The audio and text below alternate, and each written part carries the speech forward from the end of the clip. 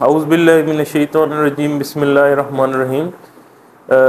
Again आज दोबारा अल Farid academy की तरफ से एक नए लेक्चर के साथ हमारा चैप्टर नंबर 2 चल रहा था। उसके हमने 2 लेक्चर ले लिए थे। आज इंतहाई इम्पोर्टेंट लेक्चर नंबर 3 जो है, आज हम डिस्कस करेंगे कि इलेक्ट्रॉनिक कन्फिगुरेशन कैसे वजूद में आई। इसका हम तजर्बाती सबूत देखेंगे। तो आइए लेक्चर की तरफ आते हैं। टॉपिक है experimental evidence of electronic configuration. Electronic configuration कैसे वजूद में आई। ठीक है, जब भी हम किसी एलिमेंट को लिखते हैं, जैसे ये हमारे पास एक एलिमेंट है सोडियम, इसकी जब हम कॉन्फ़िगरेशन लिखते हैं तो हम इसको लिखते हैं, इसमें 11 इलेक्ट्रॉन है तो हम लिखते हैं 2 8 1, या हम लिखते हैं 1s2 2s2 2p6 and 3s1। तो ये जो इलेक्ट्रॉनिक कॉन्फ़िगरेशन है ये आई कहाँ से है, इसके बारे में।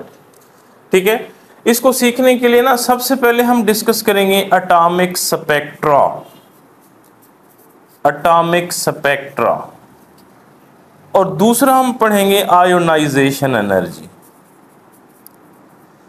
दो तरीके हैं किसी भी एलिमेंट की इलेक्ट्रॉनिक कॉन्फ़िगरेशन को समझने के लिए। पहला मेथड है एटॉमिक स्पेक्ट्रा, दूसरा है आयोनाइजेशन एनर्जी। तो पहले मेथड की तरफ आते हैं। एटॉमिक स्पेक्ट्रा किसे कहते हैं? एटॉमिक स्पेक्ट्रा से क्या मुराद है? देखें कि जब भी हम किसी एलिमेंट को, कोई भी एलिमेंट है जिसकी हम कॉन्फ़िगरेशन निकालना चाहते हैं, उसको हम गैसियस फॉर्म में ले जाएंगे। अगर वो सॉलिड है तो उसके वेपर बनाएंगे। ठीक है, दोबारा सुन लें कि हम किसी भी एलिमेंट को जिसकी कॉन्फ़िगरेशन निकालनी है उसको गैसियस फॉर्म में ले जाएंगे। अगर वो सॉलिड है तो उसको वेपर फॉर्म में ले जाएंगे। फिर उसको हम फिल कर देंगे एक डिस्चार्ज ट्यूब में। डिस्चार्ज ट्यूब में फिल कर देंगे। फिर उसमें हम करंट पास करेंगे। ठीक है, करंट पास करेंगे या फिर उसको हम हीट करेंगे। ठीक है, तो उसमें क्या होगा कि जो इलेक्ट्रॉन है वो जंप करेगा from low energy level to high energy level.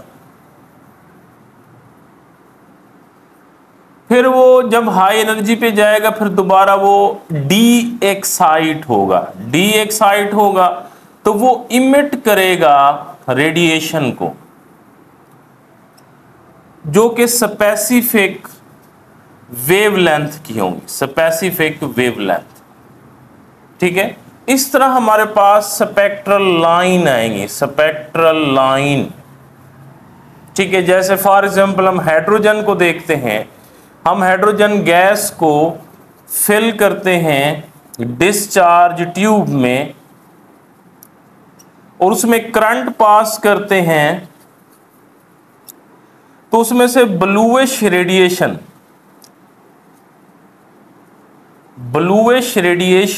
Emit होती हैं। ब्लूइश रेडिएशन वहां से इमिट होती हैं। जब हम उसको पावरफुल स्पेक्ट्रोमीटर से देखते हैं, स्पेक्ट्रोमीटर से सीन करते हैं, तो हमारे पास 5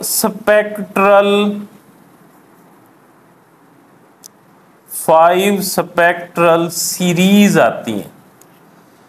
ठीक है, वो जो सीरीज है वो हमें क्या बताती हैं? वो हमें बताती हैं एनर्जी लेवल, कि जो इलेक्ट्रॉन है वो जंप करके N1 में आया है, N2 में आया है, N3 में आया है, N4 में आया या N5 में है, सो ऑन। तो हमने क्या सीखा कि एटॉमिक स्पेक्ट्रा जो है हमें बताता है energy level of electron in an atom.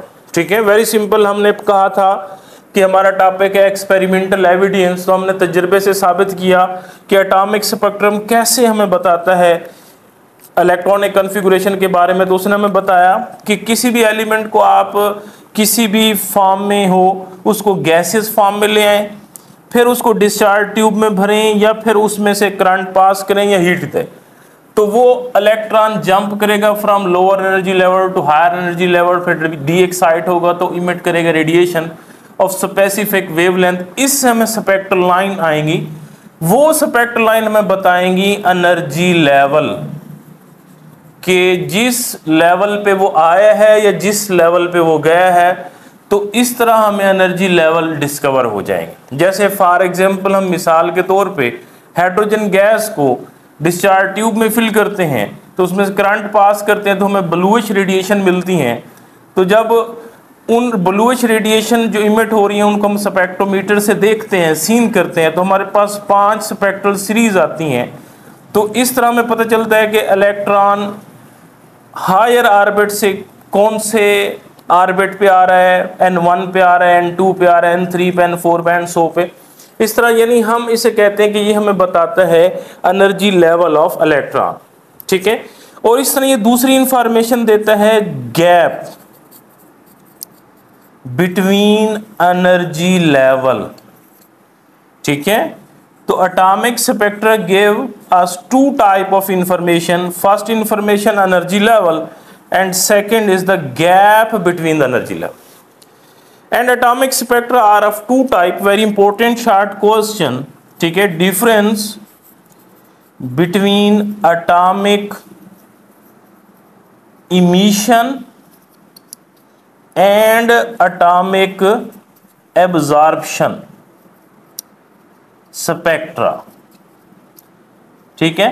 Atomic emission और एटॉमिक एब्जॉर्प्शन स्पेक्ट्रा से डिफरेंस बताएं, ठीक है। तो पहले नंबर पे आते हैं, what is atomic emission spectra. Atomic emission spectra किसे कहते हैं?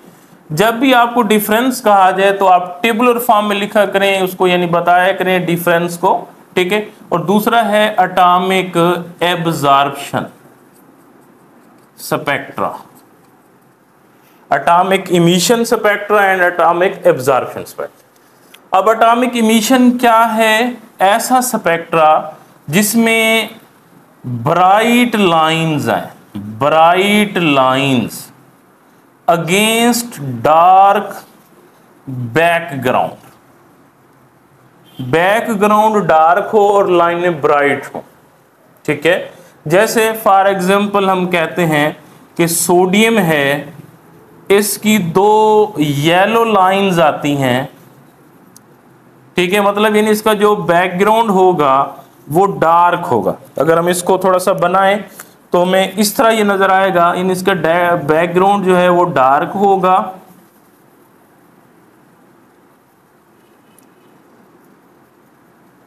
इसको थोड़ा सा हम बना लेंगे तो हमें थोड़ा क्लियर हो जाएगा। देखिए बैकग्राउंड डार्क है और लाइंस के हैं जी ब्राइट है, ठीक है।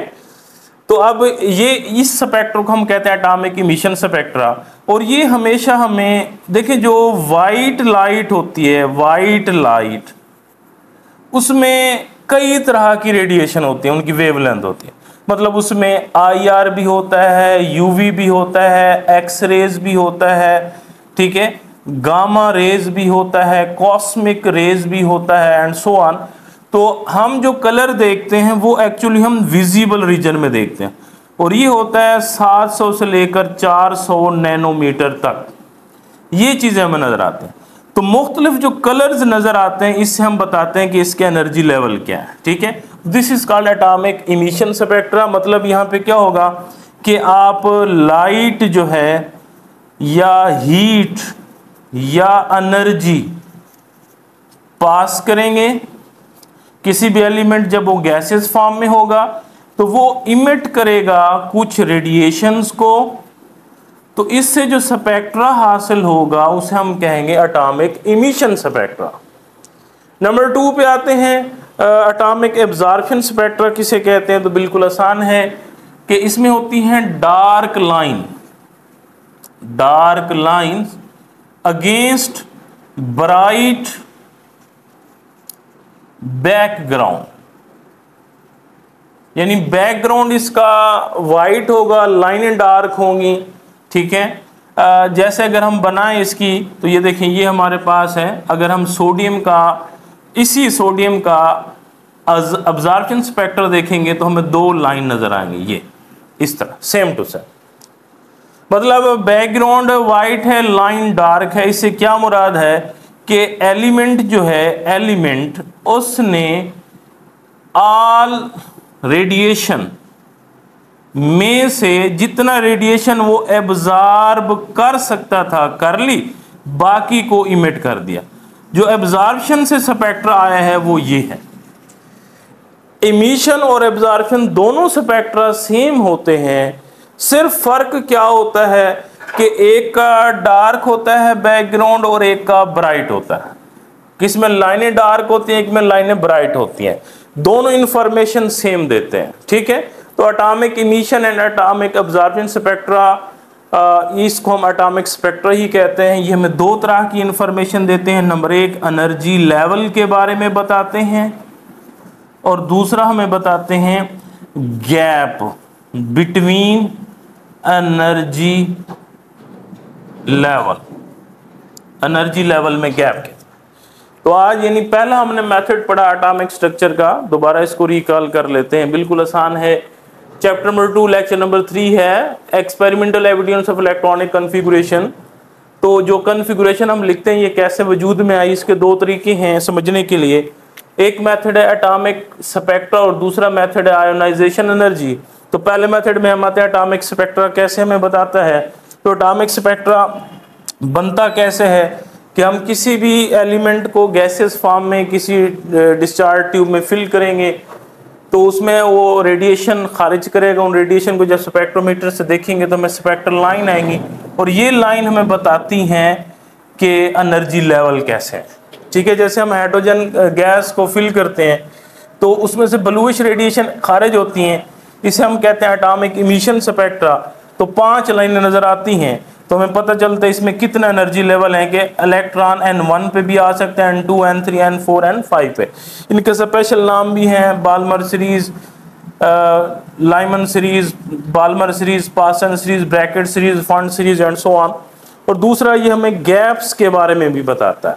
तो वेरी इंपॉर्टेंट शॉर्ट क्वेश्चन हमने देखा, difference between atomic emission and atomic absorption spectra. तो इमिशन में रेडिएशन खारिज होती है, अब्जॉर्प्शन में रेडिएशन जज्ब होती है। तो इमिशन में बैकग्राउंड डार्क और लाइनें ब्राइट होती हैं, एब्जॉर्प्शन में डार्क लाइनें होते हैं अगेंस्ट ब्राइट बैकग्राउंड, लेकिन दोनों इन्फॉर्मेशन सेम ही देते हैं और ये हमें हमेशा विजिबल रीजन में ही नज़र आते हैं। आज तक के लिए इतना ही, मिलते हैं नेक्स्ट लेक्चर के साथ। अल्लाह हाफ़िज़।